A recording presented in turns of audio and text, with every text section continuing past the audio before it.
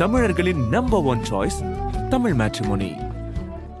அடகில் இருக்கும் தங்க நகைகளை மீட்டு 10 நிமிடங்களில் பிரைம் கோல்ட் ஹப் மூலம் அதிக விலைக்கு விற்க 7997990028 தொடர்பு கொள்ளவும். விநாயகருமே நம்ம சில பர்டிகுலர் நாள் நட்சத்திரம் அவருக்கான பிடித்த நெய்வேத்தியம் பண்ணி நம்ம வணங்கும் போது கண்டிப்பா நீங்க கேட்டது அனைத்துமே கொடுப்பாரு.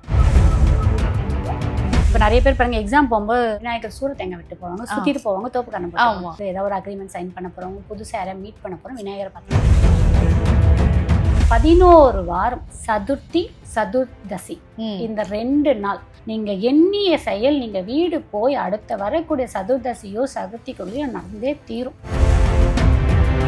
கற்பகநாதர்னு சொல்லி சிவன் கோவில் இருக்கு. அந்த கோவிலுக்குள்ள நமக்கு மாங்கனி விநாயகர்னே இருக்காது. இருக்க வேண்டிய கேள்வி அனைத்துமே வேண்டுதல் வச்சிங்கன்னா கண்டிப்பா நிறைவேற்றி கொடுப்பாரு. கும்பகோணத்துல துர்கை இருக்காங்க தெரியுங்களா? ஆமா. செவ்வாய்க்கிழமை வரக்கூடிய ராகு காலத்துல 3ல இருந்து 4 நீங்க உட்காந்து மனசார அழுது புரண்டு அவங்க கிட்ட நீங்க கேளுங்க. தீபாவளி பொங்கல் அன்னைக்கு நம்ம வீட்டு உறுப்பினருக்கு துணி எடுப்போம்.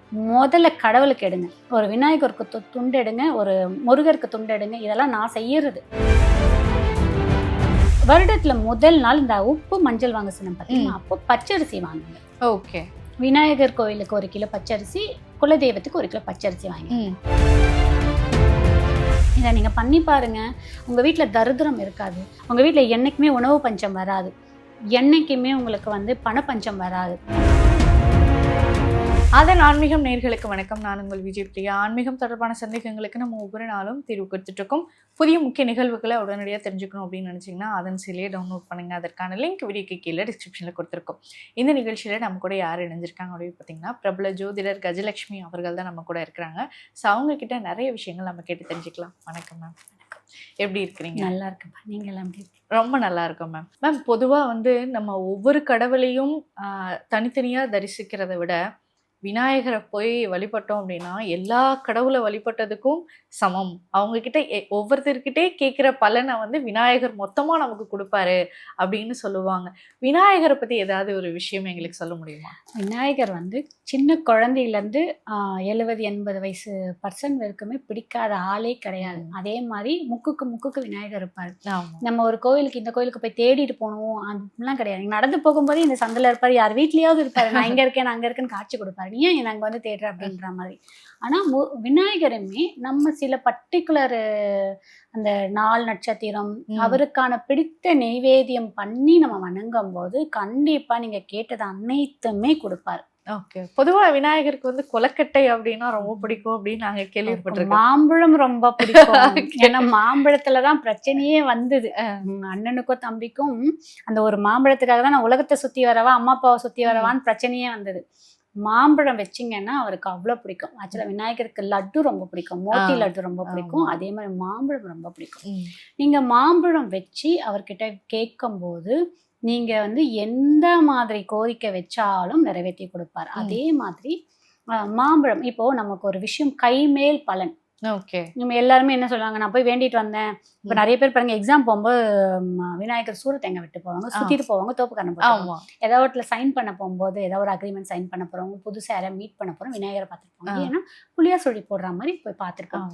அதே மாதிரி நீங்க ஒரு விஷயத்த நினைச்சிட்டு இருக்கீங்க, அந்த விஷயம் உங்களுக்கு கை மேல் நடக்கணும் அப்படின்னா 11 வாரம் சதுர்த்தி சதுர்தசி இந்த 2 நாள் இது எப்படி பாத்தீங்கன்னா ஒரு மாதத்துல நமக்கு 2 சதுர்த்தி வரும், 2 சதுர்தசி வரும். ஸோ இப்போ ஒரு மாதத்துக்கு 4 நாள் ஆயிடுச்சு. அந்த மாதிரி பாத்தீங்கன்னா 4 மாதத்துல உங்களுக்கு 8 மாதத்துல உங்களுக்கு முடியும்.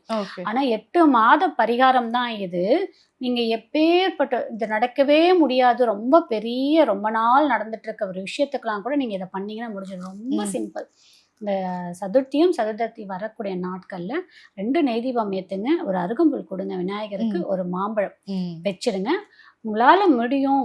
இப்போ பெரிய ப்ராஜெக்ட்லாம் வச்சிருப்பாங்களா, அதெல்லாம் கூட ஈஸியா நம்ம கைமேல் பலன் வாங்கணும்னா விநாயகருக்கு நம்ம பஞ்சாமிர்தம் பண்றோம் பாத்தீங்களா, அபிஷேகம் பண்ணோம். அபிஷேகத்துக்கு நீங்க பால் வாங்கி கொடுங்க. நமக்கு சங்கடக சதுர்த்திக்கு எப்படி நமக்கு அபிஷேகம் பண்ணோம், அன்னைக்கு நீங்க பால் வாங்கி கொடுத்துட்டு அன்னைக்கு விநாயகருக்கு இந்த பஞ்சாமிர்தமும் அபிஷேகத்துக்கு அப்போ அதுல முழுக்க முழுக்க மாம்பழம் போட்டுருங்க. மாம்பழம், நாட்டு சக்கரை, நெய், ஏலக்காய், முந்திரி இதை மட்டும் போட்டு பஞ்சாமிர்தமா ரெடி பண்ணுங்க. வேற எந்த பழத்தையும் சேர்க்காதீங்க. இதை மட்டும் போட்டுட்டு நீங்க நல்லா மிக்ஸ் பண்ணி அதை அவருக்கு அபிஷேகம் பண்ணிட்டு அந்த பஞ்சாமிர்தத்தை வர பக்தர்களாம் நீங்க டிஸ்ட்ரிபியூட் பண்ணிட்டு, அதுலயும் பர்டிகுலரா 10 வயதுக்கு உட்பட்ட குழந்தைகளுக்கு, அந்த குழந்தைங்களுக்கு நீங்க அந்த மாம்பழத்தை கொடுக்கும் போது நீங்க எண்ணிய செயல் நீங்க வீடு போய் அடுத்த வரக்கூடிய சதுர்தசியோ சதுர்த்திக்குள்ளேயோ நடந்தே தீரும். அவ்வளோ ஒரு சக்தி வாய்ந்தது. அதுலயும் இழந்த சொத்தை வந்து சிலர் இழந்திருப்பாங்க. பங்காளி சண்டை, ஏமாத்தி வாங்கியிருப்பாங்க. அது பல கோடி போகும். அவன் வந்து 50 லட்சம் கொடுத்து எழுதி வாங்கியிருப்பான். இந்த மாதிரி எல்லாம் இருக்கும். மனசு வருத்தத்துல இருப்பாங்க. இந்த சொத்தை எங்கேயோ எழுதி அடமானத்துல போட்டிருப்பாங்க. இல்லை யாருக்காவது சூரட்டி போட்டு இவங்க சொத்தை இழந்திருப்பாங்க. இல்ல வந்து சித்தப்பா பெரியப்பாலாம் வந்து நமக்கு சொத்து கொடுக்காம இழுத்தடிப்பாங்க. இந்த மாதிரி பிரச்சனை இருக்கிறவங்க எல்லாம் நான் சொன்ன இந்த 16 வாரம், இந்த 16 இந்த சதுர்த்தியும் சதுர்தசியும் இந்த வரக்கூடிய நாட்கள்ல மாங்கனி விநாயகர், இவர் எங்க இருக்காருன்னு பாத்தீங்கன்னா திருத்துறைப்பூண்டில இருந்து 9 கிலோமீட்டர் போகக்கூடிய கற்பகநாதர்னு சொல்லி சிவன் கோவில் இருக்கு. அந்த கோவிலுக்குள்ள நமக்கு மாங்கனி விநாயகர்னே இருக்காரு. இந்த மாங்கனி விநாயகர், இந்த விநாயகர் எப்படின்னு பாத்தீங்கன்னா, எங்க நமக்கு கைலாசத்துல வந்து முருகருக்கும் விநாயகருக்கும் பிரச்சனை நடந்துச்சு பாத்தீங்கன்னா, மாம்பழம் பிரச்சனை, அங்க இருந்து விநாயகர் இங்க வந்து உட்கார்ந்ததா ஐதீகம் சொல்லுது. அவர் கோச்சிக்கிட்டு இங்க வந்து உட்கார்ந்ததா விநாயகர் வந்து உட்கார்ந்ததா ஐதீகம் சொல்லுது. அப்ப நீங்க போய் அவருக்கு அந்த மாம்பழத்தை கொடுத்துட்டு அந்த வேண்டுதலோ அந்த மாம்பழ பஞ்சாமிரதம் வச்சுட்டு அவருக்கு நீங்க கேட்க வேண்டிய கேள்வி அனைத்துமே வேண்டுதல் வச்சீங்கன்னா கண்டிப்பா நிறைவேற்றி கொடுப்பாரு. எனக்கு தெரிஞ்சு பொதுவா கோச்சிட்டு வந்து பழனியில உட்கார்ந்த ஒரு முருகர், இவரு மாம்பழத்தை வாங்கிட்டு கோச்சிட்டு வந்துட்டு இங்க வந்து உட்காந்துருக்காரு. அவருக்கு நீங்க அந்த மாம்பழத்தை வச்சுட்டு அந்த பஞ்சாமிரத்தை பண்ணி வச்சுட்டு நீங்க அந்த வர குழந்தைங்களுக்கெல்லாம் பிரசாதமா கொடுக்கும்போது எண்ணிய செயல் 1 மாதத்துக்குள்ள கண்டிப்பா நடக்கும். அந்த ஊருக்கு செய்யும் போது இது என்னுடைய ஒரு கிளைண்ட், அவங்களுடைய சொத்து கிட்டத்தட்ட 3 கோடி ரூபாய் ஜாதகம் பார்த்த கிளைண்ட். இது நடந்து ஒரு 7-8 மாதத்துக்கு முன்னாடி 3 கோடிக்கு மேல அவங்க ஒரு சூழ்நிலையாக ஒரு 1,82 லட்சத்துக்கு அதை வித்தாங்க.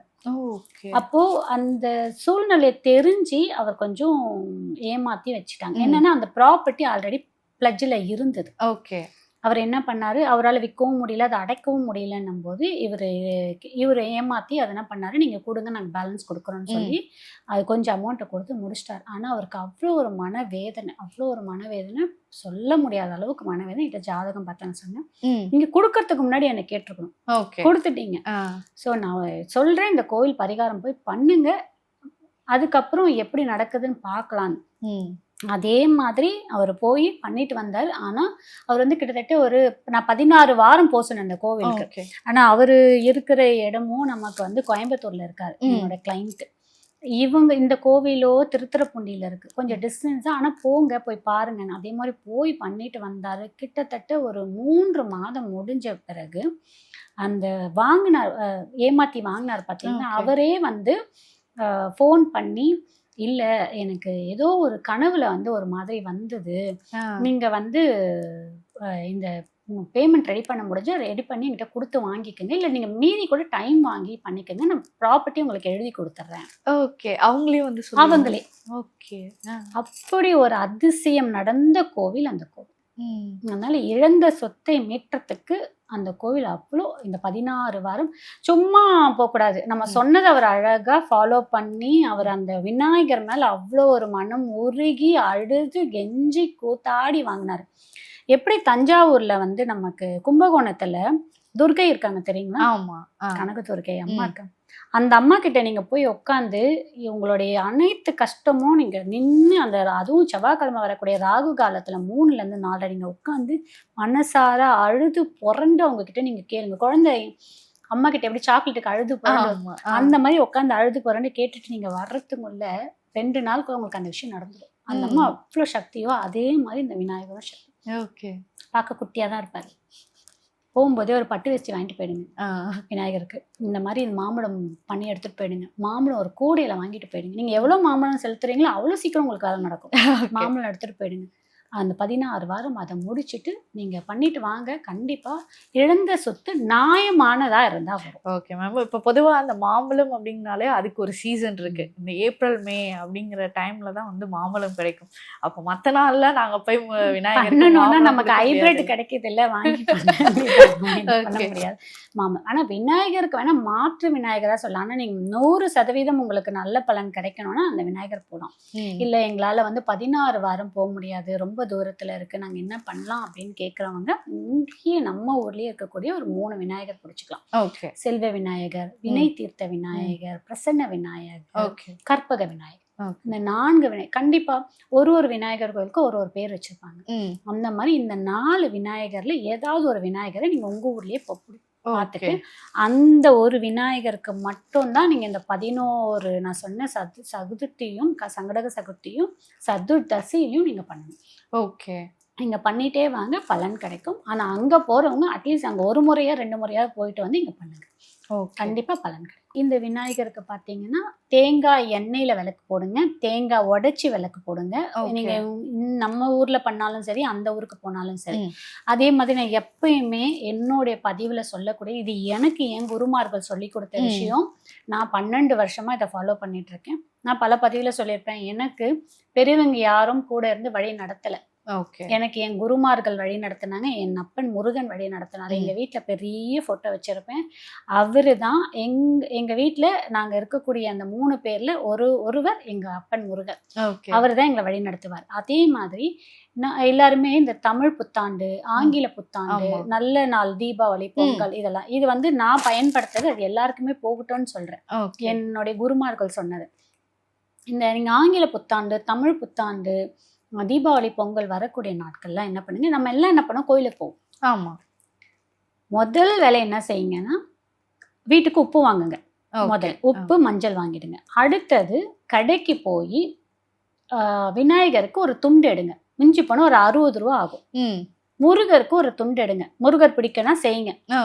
இல்ல அப்படின்னா குலதெய்வம், உங்களுடைய குலதெய்வம், இஷ்ட தெய்வம் யாரோ அம்மனும், அவங்க 3 பேருக்கும் ஒரு துண்டு, ஒரு துண்டு, ஒரு புடவை. இப்போ அம்மனா இருந்தா புடவை, இல்லைன்னா அவங்களுக்கு வேஷ்டி அந்த மாதிரி எடுத்துக்கோங்க.